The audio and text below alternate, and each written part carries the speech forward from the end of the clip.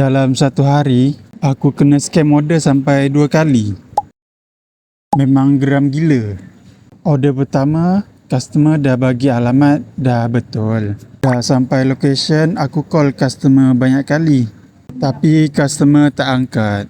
Aku chat pun senyap je. Lepas tu last aku call customer service. Lepas tu customer service tolong cancelkan order tu. Belum reda lagi. Lepas tu aku dapat order yang kedua. Kali ni customer suruh aku pick up dekat Primas Tapak. Bila aku dah sampai dekat Primas Tapak tu, orang tu langsung tak muncul. Aku dah tunggu dalam 20 minit macam tu. Dah nak 20 minit. Dia tak ada muncul. Aku call pun dia tak ada angkat. Rupanya aku kena scam lagi sekali.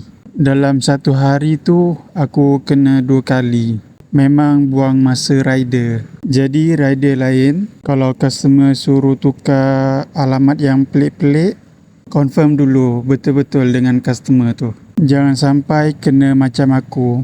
Kalau korang rider juga, jangan lupa follow account ni dan like video ni. Thank you.